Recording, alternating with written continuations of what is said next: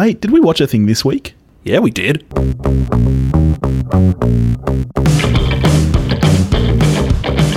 Hello, everybody. Welcome to the podcast. It's good to have you with us. How are you, Billy? I'm great, Topher. How you doing, my friend? Oh, couldn't be better. I'm really excited with what we're talking about this week. Patron request. That's or right. Demand, really. Yes, well, they do get to demand it. All patrons at the $10 or more level do get to insist on a film that we must watch. Which in this case was no problem at all. Yeah, Caleb chose very well. We are watching The Princess Bride, one of my all-time favourite films. I mean, where are you on this? Would it be in your top 10? It depends on what the 10 is. Is it like my actual top 10? No. My pure enjoyment of films top 10? Yes. Yeah. I remember, I know where I was and who I was with when I first saw this film. Really? It's that big an experience for me. And I was basically Fred Savage. You were sick in bed and your granddad was like, let me show you a movie, sonny. Not quite, but I was like, The Princess Bride?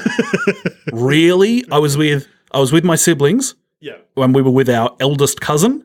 And she was like, we're going to watch this movie, The Princess Bride. It's great. And I was like, ugh. And then I was like, this is the best. I don't remember, but I was a sappy little romantic kid, so I probably would have been like, The Princess Bride, yeah. You were just like, come at me. More kissing. I didn't even realize how long it took for me to see this full movie, because the copy we had, my aunties who had recorded it for us had cut out the ROUSs because I was a little wuss and it would have made me cry. I had that with the middle Indiana Jones film. Really? Mum paused a bit with the and so years later I was like, what's this? Yeah, so for me the entire fire swamp scene was gone. They walk in, little glitch in the video, they walk out. And you're like, that was the fire swamp? Yeah, real scary. So I don't even know how old I was when I first saw the actual full film. And one of the greatest lines in the film, rodents of unusual size, I don't think they exist. You missed, that's sad. Yeah. All right. So, 1987 adventure romance Good film. year, Carlton won the premiership. Written by William Goldman, who sadly passed this year. Goldman, legend. Based on his novel of the same name and directed, of course, by Rob Reiner. Have you read the book? I have. I've got a hard copy on the shelf. Oh, how good is it? It's great. And I think a lot of people don't actually know that the Fred Savage stuff is actually part of the book. That whole kind of device, the framing device, is actually written into the book, which is really weird. Yeah. You wouldn't expect it. The fake abridged version. It's so good. It's so great. Yeah. Yeah. It's just because it's claimed that it's written by this other person and it's great. Stars, of course, Cary Elwes, Robin Wright, Chris Sarandon, Wallace Shawn, Mandy Patinkin, and André the Giant. Great cast. You forgot Best on Ground, Christopher Guest. Of course, Christopher Guest. The six-fingered man. You know what's great, especially great about him having 6 fingers on one hand, and therefore 11 digits, is that he'd previously done with Rob Reiner, oh my Spinal God. Tap, this goes to 11. Oh my God, how did I miss that? That is the best thing I've ever heard. Isn't it just?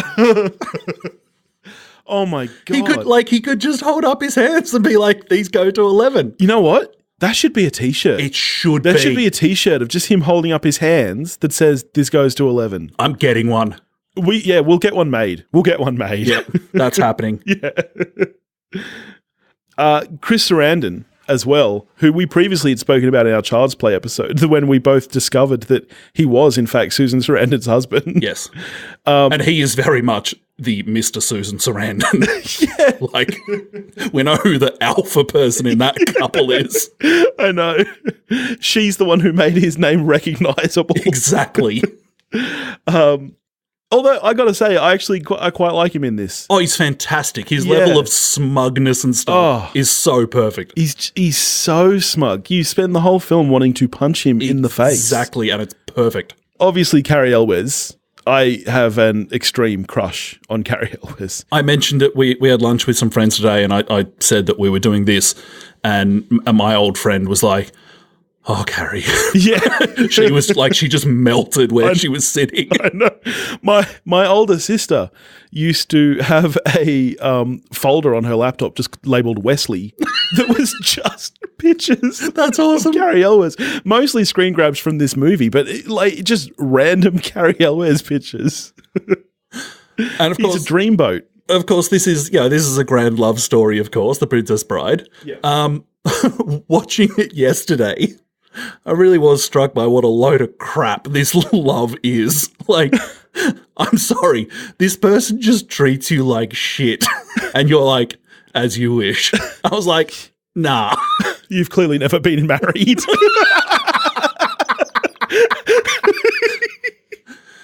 Sorry. And why would she fall in love with him? Like, he would clearly because look at him. Yeah, but he must smell real bad. Look at that hair. He's just got a hard on because she's a hottie. And he's like, that's translated to love. I'm like, no, it hasn't. You just want some of that. No. He's just got the hots for her. No, he can see the real her. No, this is lust, not love. Nah. Get out.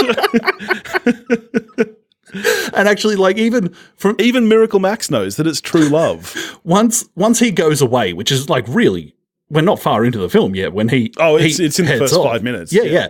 And like, so we haven't built up any emotional weight to that, but it still works so well just because of Fred Savage's reaction to it. It works so well. The framing device, like, okay, sure, you see maybe 3 minutes of them together and she's just a shit to him, but the chemistry between them still really works. And the other thing that really adds the emotional weight to this is Mark Knopfler's score. Oh, yeah. The score for this film is sensational. Do you know what the score is much better than?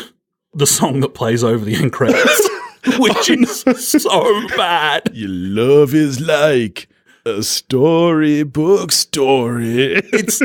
It's like if you asked a fourth grader to write poetry and they just looked outside and went like, flowers are colourful, the sun is up. Sounds like most of my poems. But the score is so well done. Like, it's just so... It sounds like a fairy tale. Like, how many scores are there where the lead instrument is a guitar? It is really rare. But of course, not many people can do with a guitar what Mark Knopfler can do with a guitar. I mean, obviously, lead guitarist from Dire Straits. Yeah, what he's done with the score here, it really, really accentuates the emotion in every scene. And it just sounds somehow magical. Like, it sounds like a fairy tale. Do you know what else is great about the fairy tale-ness of it? Is that it's shot on... Well, actually, a lot of it's shot on location. Yeah. But what isn't shot on location, like we think about the top of the Cliffs of Insanity, those kind of things, it's like so obviously a set. Yes. And you're so obviously not in the real world. That it's almost like a dream sequence. Rather than taking me out of the story, it just reinforces that I'm in a fairy tale. Yep, exactly. It looks like, those old movies where, like obviously now you'd be on a green screen and the whole set would be digital or filmed on a plate. Whereas, you look at those old movies and it would literally be a painted backdrop behind them, like a stage play. And it just evokes that fantastical kind of theatrics of it. I just think it's so great. Speaking of so great, my favorite character, Fezzik. Yeah. One of the I love André the Giant in this film. Absolutely love him. One of the problems with having a character whose one of his character traits is rhyming things, it helps if you can understand what the person's saying. You can understand him, can't you? Tell me what all his rhymes are then. Anybody want a peanut? That's the only one that works. That's the only one that works. Well, I mean, I don't have the script in front of me, but I know that when I'm watching it, I know what he's saying. Oh, really? So, like, the most quotable film of all time, you can't give me some physique rhyming. That's interesting. Hey, okay, give me one of the lines that precedes it, and I'll come back to you with his rhyme. No, I got nothing. Yeah, see, there you go. It's not him. You just have a bad memory, mate. Because they're forgettable, because you can't understand what André the Giant's saying. That is outrageous. That is such an outrageous claim. Bloody Do French. you really? Bloody French. So you hear André clear as a bell? I have no problems with André. Good for you. You know what is upsetting, though, is in some scenes with André the Giant, is that because he's so tall, he's not framed right with other people, Billy? Or is it okay in this one? Well, he's not Elizabeth Debicki. It's okay. So it's fine. Can you please stop ragging on me about that? You have taken what I said completely out of context. Have I? You've got this kind of brigade up against me about. I know. It's hilarious. Look, I have no problem with tall people. I have no problem with tall women. I thought she was a little out of place in the role, was all that I said. Unlike André the Giant. André the Giant. Well, he's playing a giant. You're not going to cast what's Willow's name. So now you hate little people. I don't hate either of them. Wow. I'm just saying the character is literally a giant. You're not Warwick Davis. That's his name. You're not gonna cast Warwick Davis as a giant. Billy hates Warwick Davis. I'm so sick of this shit. I'm ending the show. Look what you've done, Caleb. No, I have no problem with André the Giant. I think it is one of the best. I think it's one of the best characters in a fantasy film. Oh, so good. Ever. But when you think of giants, you think of, fee, fi, fo, fum. And here is an example of a giant who is more a realistic human giant, which you just don't see often in fantasy.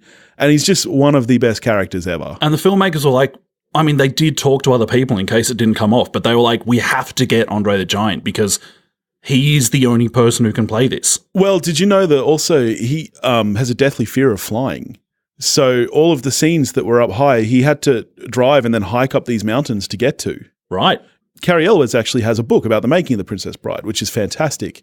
And yeah, poor André, he barely fit in a car. He was deathly afraid of helicopters and stuff. So he would have to hike to get to a lot of these locations that they were filming in. And by this point in his life, he was actually a broken man. Oh, definitely. His back was so bad that in the scene where he has to hold Robin Wright, who must weigh all of, she'd be, 30 kilos wet. She had to be on wires because he couldn't hold her. Yeah. He was, this is still it was shot sort of 7-ish years, I think, before he actually died, but he was already just broken. Yeah, it's a really sad tale. André the Giant's life is really sad. Have you seen the doco? Yeah, guy could drink. Just heroic feats of drinking. And a lot of that was to cover up the pain of just him being alive. It's really sad. Yeah, he's a big dude. Big dude. Mandy Patinkin. He's amazing in this role. You believe he's Spanish. I grew up thinking he was Spanish. I had no idea he wasn't. And then I saw it. My wife is a big fan of Homeland. I saw him in that and I'm like, that's not Mandy Patinkin. Who's this old white dude?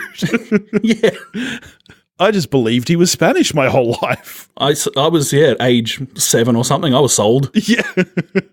I don't think you can talk about this film without talking about the fencing, the sword fight between Cary Elwes and Mandy Patinkin. It is, I think, the best choreographed fight of any kind captured on film. Which they trained. I don't agree with that, but it is outstanding, and they did train for a long time. Yeah, they did. What fight do you think is better than this? Oh, there's some stuff in The Raid which I think is better. There's old Bruce Lee stuff which is better. Yeah, okay. Yeah, you've got me. It's the best fencing. You caught me exaggerating once again.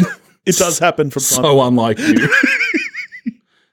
But the fight scene is outstanding. It's so well done. And it's hilarious. Yeah.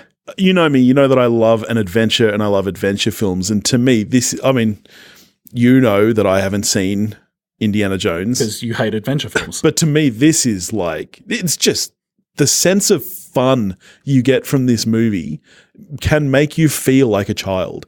When you watch this movie, you feel like Fred Savage sitting there as a bored kid. You're sick of your Game Boy and you're just living this adventure. It's so brilliant. Another great example of a script where the dialogue is not remotely natural. Yes. But a perfect fit for what it's doing. Yeah. The little interchanges before the sword fight of, you seem a decent fellow, I hate to die. Yeah. It's so good. Yeah. Bill Goldman was a genius. Bill Goldman to you. Yeah. Yeah. He's often referred to as Bill. By his friends. Of which he counts you among that number. William Goldman. Is that better? William.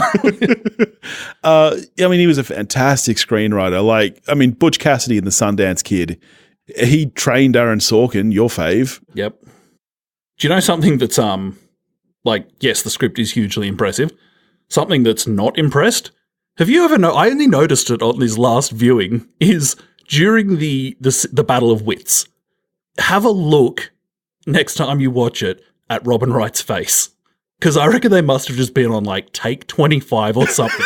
Like, she's got no dialogue. She's just sitting there, and the look on her face of just, ugh, it is awesome.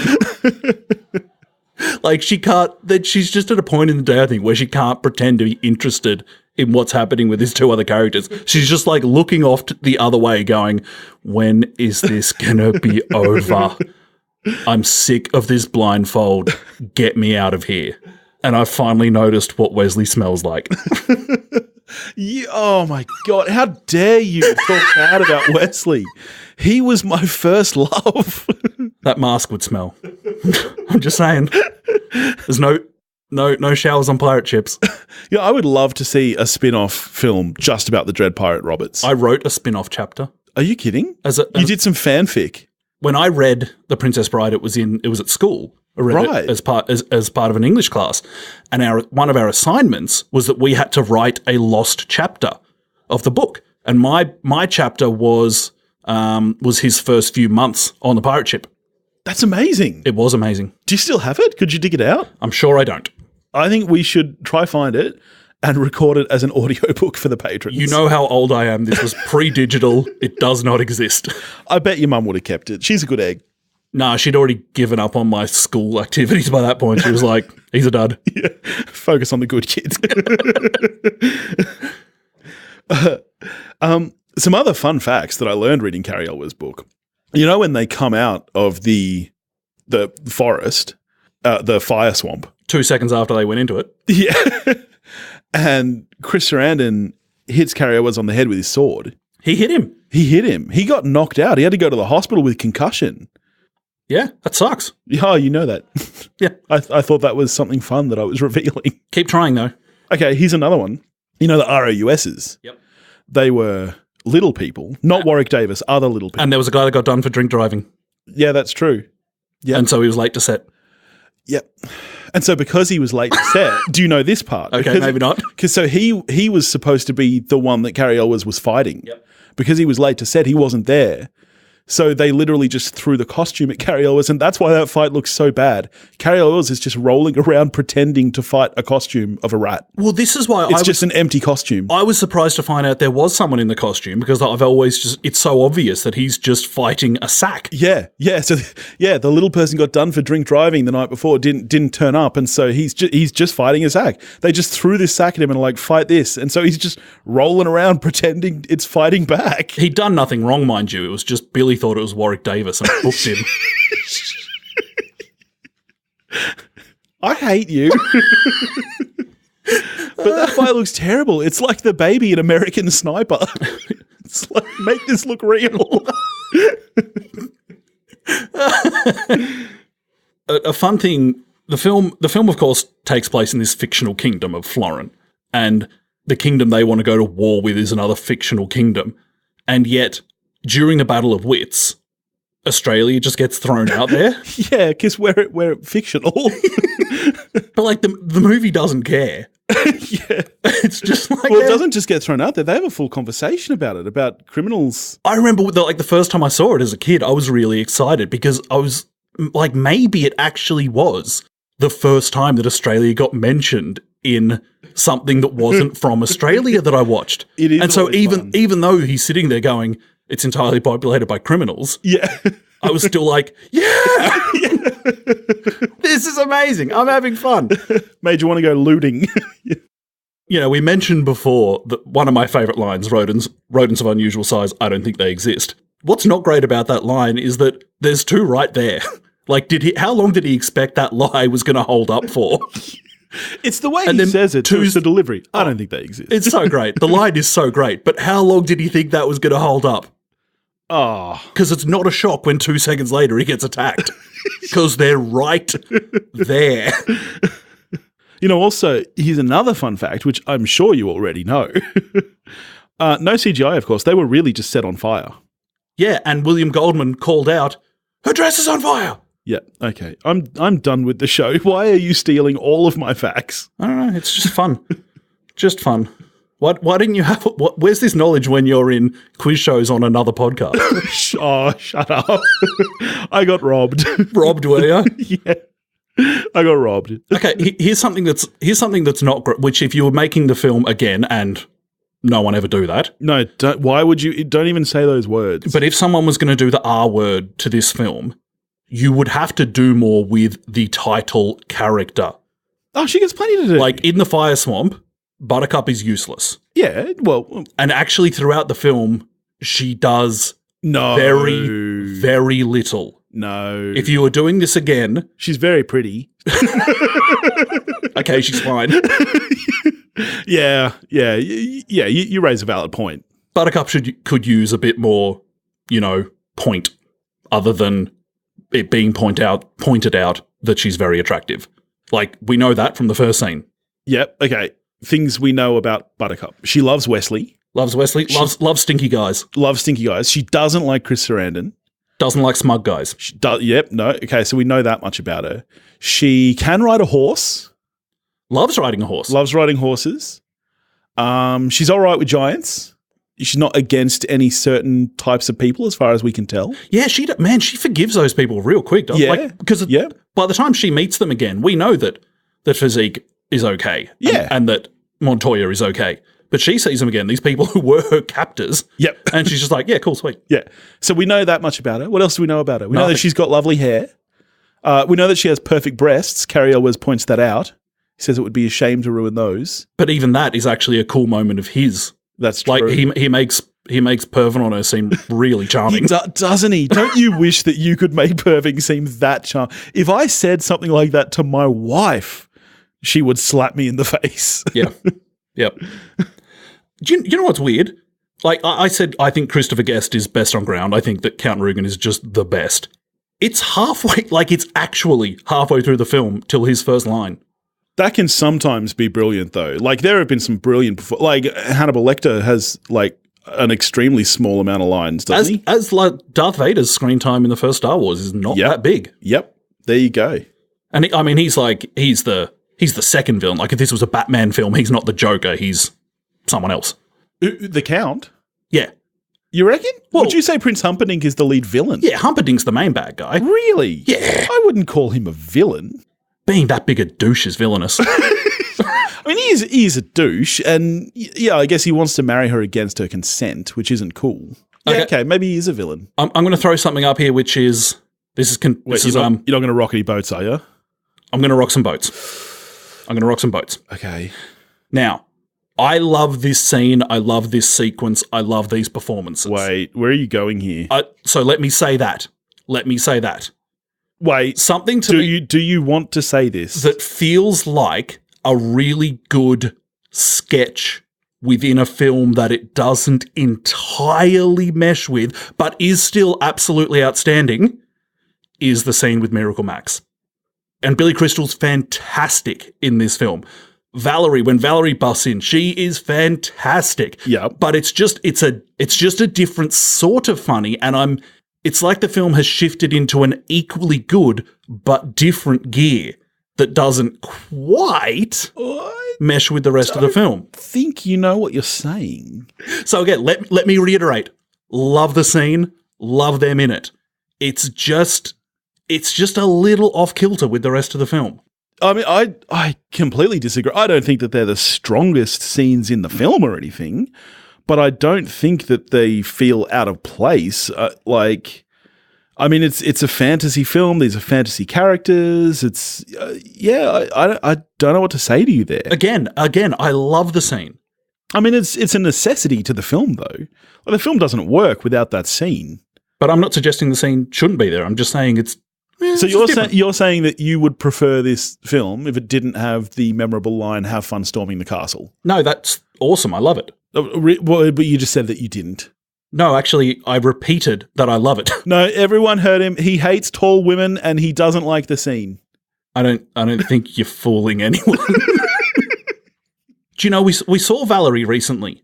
She was the sister's brother's mum at the end. She was too. At the end of that movie. She was great in that movie. She's only in it for 30 seconds. When she's fantastic. She busts in with, La! Yeah. She's so good. She's so good, although somehow doesn't quite mesh with a lot of the rest of the film. Yeah, I don't think that's true. I'm going to make another bold claim here. Second best name of a character in film history is in this film. Inigo Montoya? No. What? Because that's number 1. No. What? Inigo Montoya is not in the top 5. You're kidding. Number 2 on the all-time list of great character names is the impressive clergyman. What absolute genius. Just be like, I don't know what to call this guy. Impressive. Okay, here we go. I stand by this. The R word should not come anywhere near this film. But when I was watching it yesterday, I was like, I would love to see Steve Coogan's impressive clergyman. I think it would be a work of art. Look, well, I mean, while we're doing this, I don't think the R word should come anywhere near it either. But let's recast. All right, I'll be Wesley. I'm thinking Brie Larson as Buttercup. And because then you'd have to give Buttercup more to do, or Brie would be like, what the fuck is this? I mean, and then Wesley is tough because no one has ever come close to Cary Elwes' beauty and charm. I could stand to see a Garrett Hedlund Wesley. Maybe Paul Bettany? He's a bit old. What? What are you smoking? Well, now you know what my taste in dudes is. Paul Bettany. I don't know. He's British. He's charming. I love Paul. I think Paul Bettany's fantastic. Aside from Vision. I don't know. I don't know. Who else could be Wesley? Young Jude Law. I mean, clearly André the Giant would be The Rock. Well, The Rock's in everything. The Rock's in everything. It would be The Rock. He'd also be the impressive clergyman. I could see Oscar Isaac as Inigo Montoya. Oh yeah, yeah. I think that could work. Chris O'Dowd as the weird albino guy. I could see that. That'd be fantastic. That'd be really, really good. Yeah. And I'm not saying all albinos are weird. I'm saying he is a weird guy. Like he hangs out in a torture chamber. Like that's weird. Yeah. I knew what you were saying. You were saying that you hate albinos. I'm a friend to the fair-skinned.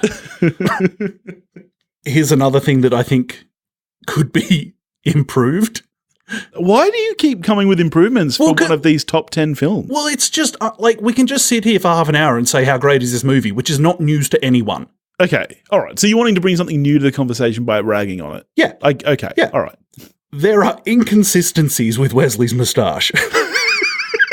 How closely are you watching it? I've seen this movie a lot of times. Did they need to bring in the same team that worked on Superman's face? They should do a remaster where they digitally touch up his moustache. They should, because it's all over the shop. It goes from like full lip coverage to, only... Yeah, but he's a pirate. It's seriously, next time you watch it, pay attention to Wesley's tash. It's all over the shop. Really? Yes. You know what would be fun then? Maybe we should do a recut based on his moustache. Like we should reorder the scenes based on the length of his mow. Ah, so it starts smaller and then it makes sense because it grows out. Yeah, so it's like a mow-logical order. I like it.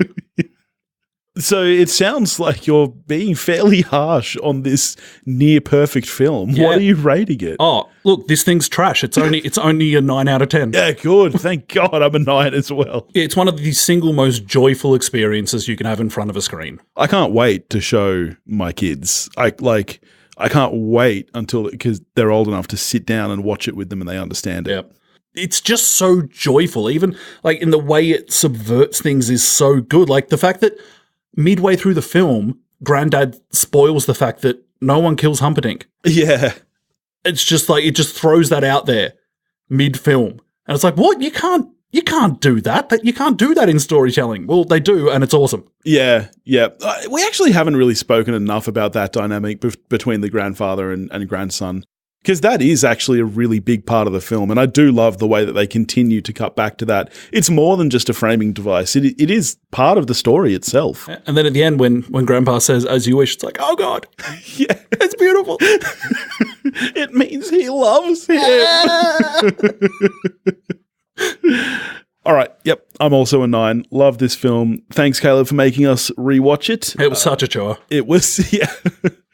What are we getting to next week? Back to Netflix next week. Yes, we are. Why did I say it like that? I don't know. Have you turned a bit villainous? I might have. You could twirl a moustache that moves around your lip. Yes, we're staying home, checking out the new Netflix film. You can't remember what it's called, can you? You could have just cut from that to me saying Yeah, I was going to just jump in and take the line, but I was like, this is going to be much better. You take the line. No, I don't even know how to lead into this. It's two words. Yeah, hang on.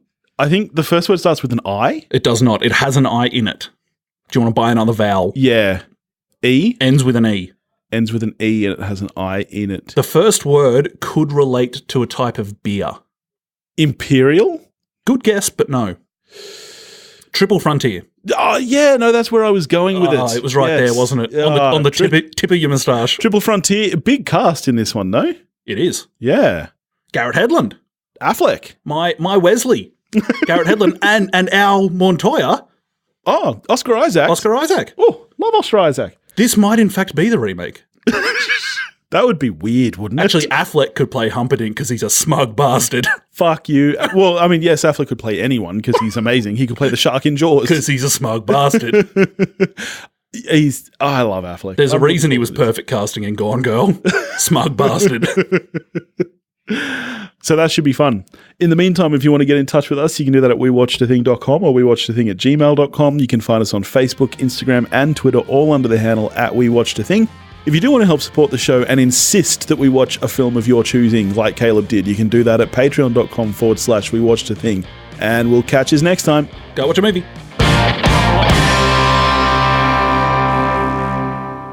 What a story, Billy. # things that are getting cut.